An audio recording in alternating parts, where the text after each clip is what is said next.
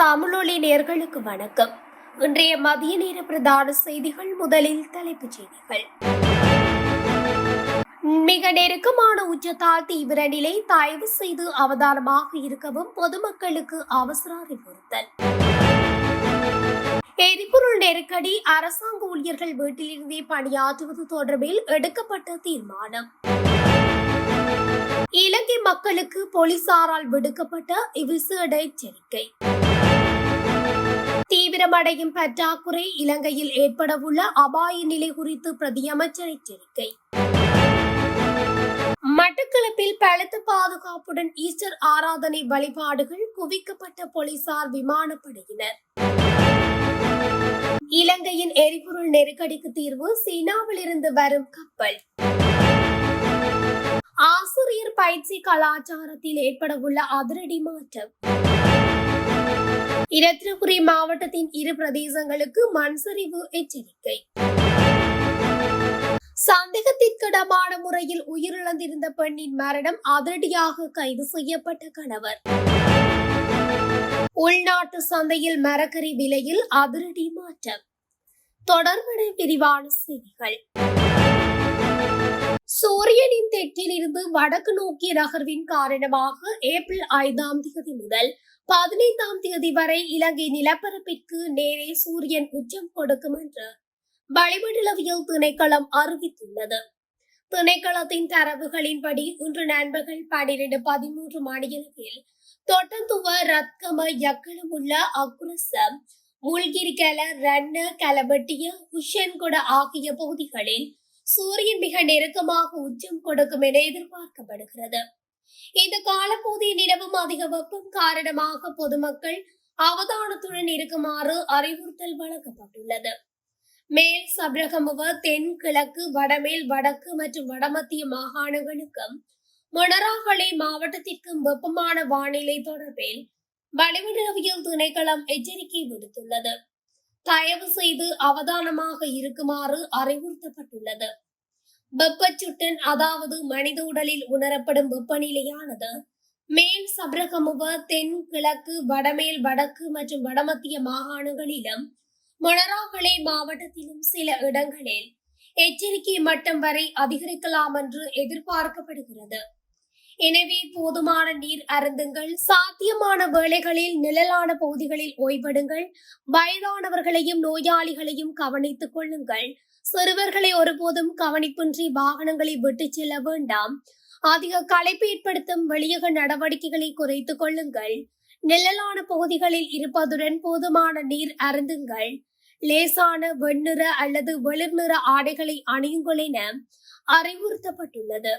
சிங்கள புத்தாண்டு பண்டிகை முன்னிட்டு எதிர்வரும் நாட்களில் அத்தியாவசிய அரசாங்க ஊழியர்களை மட்டும் பணிக்கு அழைப்பதில் அரசாங்கம் கவனம் செலுத்தியுள்ளது. மத்திய கிழக்கு நிலவும் தற்போதைய பதற்ற சூழலால் ஏற்பட்டுள்ள எரிபொருள் நெருக்கடி மற்றும் சவால்களுக்கு மத்தியில் அரசாங்க சேவையை தொடர நியமிக்கப்பட்ட அமைச்சரவை குழு வீட்டிலிருந்தே இணைய வழியில் பணியாற்ற அனுமதிப்பதன் மூலம் எரிபொருள் மற்றும் ஆற்றலை சேமிக்க முடிவு செய்துள்ளது. மேலும் அடுத்த 7 மற்றும் 9ஆம் தேதிகளில் பாடசாலை மட்டத்தில் விழிப்புணர்வு நிகழ்ச்சிகளை நடத்துவதற்கும் பல்கலைக்கழக கல்வி நடவடிக்கைகளை முடிந்தவரை இணையவழியில் நடத்துவதற்கும் கவனம் செலுத்தப்பட்டுள்ளது.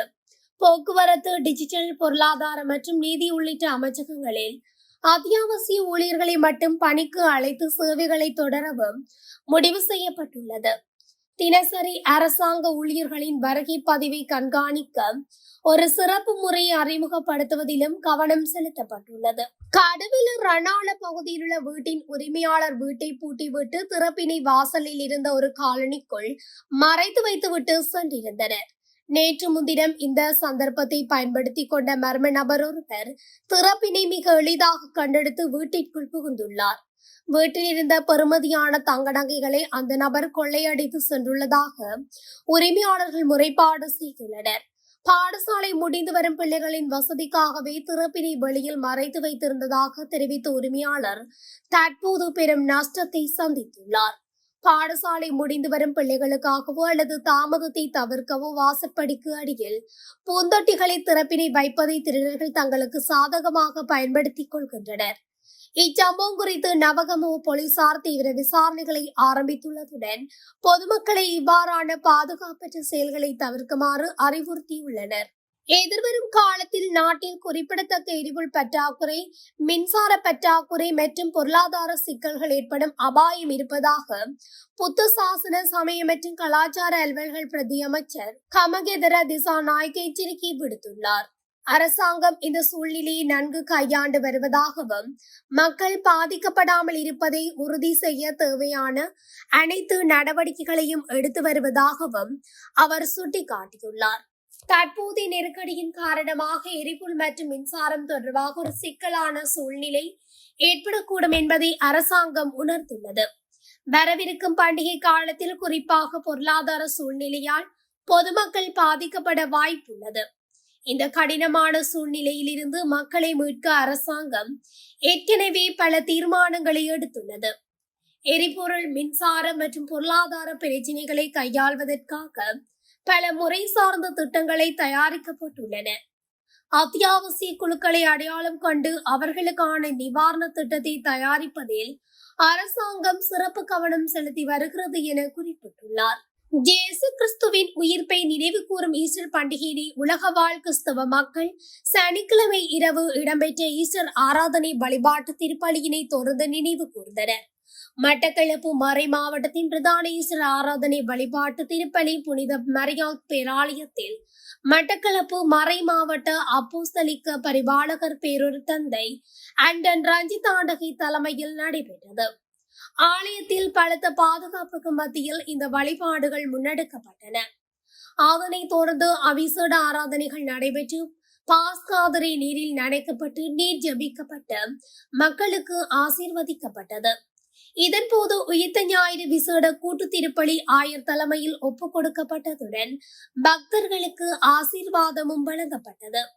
அத்துடன் 2019 ஆண்டு நடைபெற்ற உயிர்த்த ஞாயிறு வழிபாடுகளின் போது உயிர் நீர்த்தவர்களுக்கு அஞ்சலியும் செலுத்தப்பட்டதுடன் அவரது ஆத்மா சாந்திக்கான பிரார்த்தனையும் முன்னெடுக்கப்பட்டன.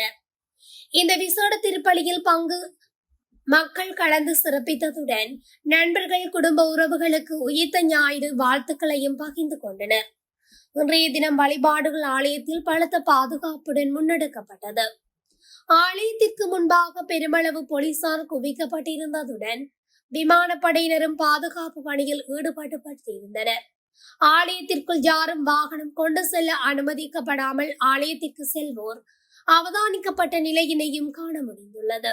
இலங்கையில் தற்போது நிலவும் பாரிய எரிபொருள் தட்டுப்பாட்டை நிவர்த்தி செய்யும் வகையில் சீனா முன்னுரிமை அடிப்படையில் எரிபொருளை வழங்க முன்வந்துள்ளதாக தகவல் வெளியாகியுள்ளது. இலங்கைக்கான சீன தூதுவர் சி சென்ஹாங் ஜனாதிபதி அனுரகுமார திசாநாயக்க மற்றும் வெளிவிவகார அமைச்சர் விஜயகீரத் ஆகியோரை சந்தித்து இந்த ஆதரவை உறுதிப்படுத்தியுள்ளதாக தெரிவிக்கப்படுகின்றது. அதன்படி சீனாவிலிருந்து முதலாவது எரிபொருள் கப்பல் ஏப்ரல் மாதம் நடுப்பகுதியில் இலங்கையை வந்தடையும் என்று எதிர்பார்க்கப்படும் நிலையில் இது சினோபெக் நிறுவனத்தின் வளமையான இருப்புகளுக்கு மேலதிகமானது என சுட்டிக்காட்டப்பட்டுள்ளது. அத்துடன் எரிசக்தி பாதுகாப்பை உறுதிப்படுத்த ரஷ்யா மற்றும் அமெரிக்காவுடன் அரசாங்கம் பேச்சுவார்த்தைகளை முன்னெடுத்து வருகின்றதாக குறிப்பிடப்பட்டுள்ளது. இந்நிலையில் எரிபொருள், நிலக்கரி மற்றும் உரம் ஆகியவற்றை பெற்றுக் கொள்வதற்காக ரஷ்யாவுடன் அரசாங்கங்களுக்கு இடையிலான நேரடி ஒப்பந்தங்களை மேற்கொள்ள அரசாங்கம் திட்டமிட்டுள்ளது. இதுகுறித்து மேலதிக பேச்சுவார்த்தைகளை முன்னெடுக்க வெளிவிவகார அமைச்சர் விஜிதஹீரத் அடுத்த மாதம் ரஷ்யாவுக்கு பயணம் மேற்கொள்ள உள்ளதாக கூறப்படுகின்றது. ரஷ்யா மீதான பொருளாதார தடைகளுக்கு மத்தியில் அங்கிருந்து எரிபொருளை இறக்குமதி செய்வதற்கு விசேட அனுமதி வழங்குமாறு இலங்கை அமெரிக்காவிடம் கோரியுள்ளது. அமெரிக்க விசேட தூதுவர் ஜெர்ஜியோ கோர் அண்மையில் இலங்கைக்கு வருகை தந்த போது இந்த கோரிக்கை முன்வைக்கப்பட்டது. அமெரிக்க ஜனாதிபதி டொனால்ட் ட்ரம்ப் வழங்கிய 30 நாள் சலுகை காலம் ஏப்ரல் 11 முடிவடைகிறது.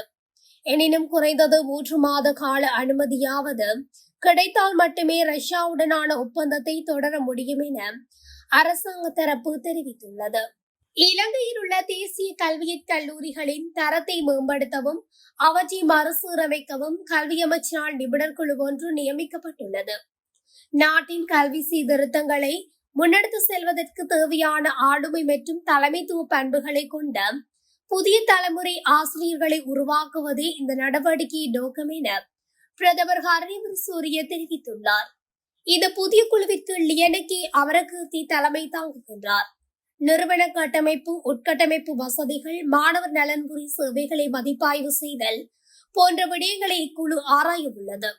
மேலும் நிர்வாகத்தை வலுப்படுத்துதல், கற்பித்தல் முறைகள் மற்றும் மதிப்பீட்டு முறைகளை நவீனமயமாக்குதல் போன்ற விடயங்களுக்கு முக்கியத்துவம் வழங்கப்பட உள்ளது.